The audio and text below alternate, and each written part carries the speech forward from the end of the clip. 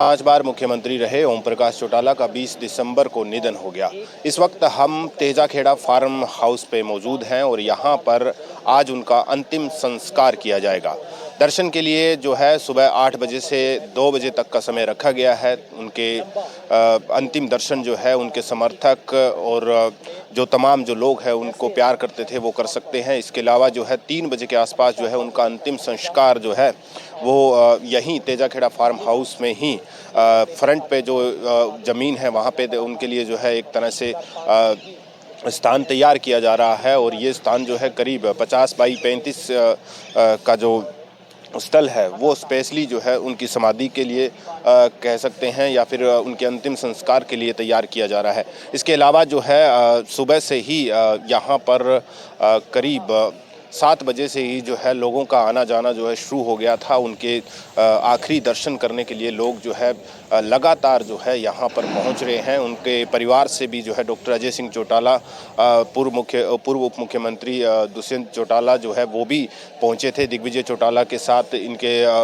जो परिवार से जितने भी लोग थे वो लगातार पहुँच रहे हैं। नैना सिंह चौटाला, दिग्विजय चौटाला है वो भी यहाँ पर पहुँच गए हैं। तो कुल मिलाकर कहा जा सकता है कि आज जिस तरीके से क्योंकि एक बड़े नेता के तौर पे ओम प्रकाश चौटाला का नाम हमेशा जो है देश की राजनीति में याद किया जाएगा। चाहे वो 1989 में दिल्ली में दिया गया भाषण हो, उनकी जो बोल है, उनकी जो बोलने की जो शैली है, और उनको ख़ास तौर पर जवान का धनी इसलिए भी कहा जाता था कि वो जो बोलते थे किसान कमेरों के लिए वो करके भी दिखाते थे।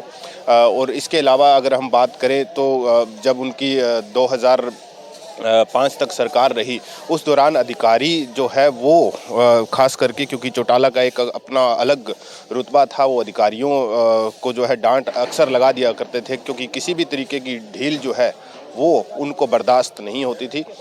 इसके अलावा उनके जीवन से जुड़ी हुई कुछ अच्छी बातें ये भी है कि अगर पूरे हरियाणा में जहाँ पे भी जाते थे अपने कार्यकर्ताओं से या जिन लोगों से भी वो मिलते थे तो उनकी याददाश्त बड़ी ही दुरुस्त थी। और उनको जो है एक बार अगर उनका नाम उनके जहन में आ गया तो वो लगातार जब भी जाते थे तो उनको अपने उन्हीं के नाम से पुकारा करते थे। तो ये कुछ उनकी यादें जो है लोगों से आज भी जुड़ी हुई है। जब हम लोगों से बात करते हैं तो वो बताते हैं कि चौटाला साहब का स्वभाव कैसा था, चौटाला साहब कैसे थे, कितने बड़े दिग्गज नेता थे। क्योंकि देश की राजनीति को एक बड़ा धक्का इसलिए भी कह सकते हैं क्योंकि बड़े बड़े नेता है, चाहे वो नीतीश कुमार हो, चाहे वो नरेंद्र मोदी के साथ भी उनके ताल्लुकात बड़े अच्छे रहे हैं। उपराष्ट्रपति जगदीप धनखड़ के साथ भी उनके पारिवारिक रिश्ते के तौर पर देखा जाता है। तो कुल मिलाकर देश की राजनीति में जितने भी दिग्गज है वो सब जो है कहीं ना कहीं कहा जा सकता है कि उनको आज भी उसी शिद्दत से याद करते हैं। तो इसके अलावा अगर हम बात करें यहाँ की तो ये जो तेजाखेड़ा फार्म है ये बचपन से ही यहाँ उन्होंने बीता है। हरियाणा की राजनीति का ये मुख्य केंद्र है और ये भी कह सकते हैं कि चौटाला साहब के जाने से एक तरह से राजनीति के एक युग का अंत हो गया है। क्योंकि चौटाला साहब 5 बार मुख्यमंत्री रहे, 5 बार मुख्यमंत्री रहे और उनको हार जीत का यूं कहें कि कह सकते हैं कि नायक कहा जाता था।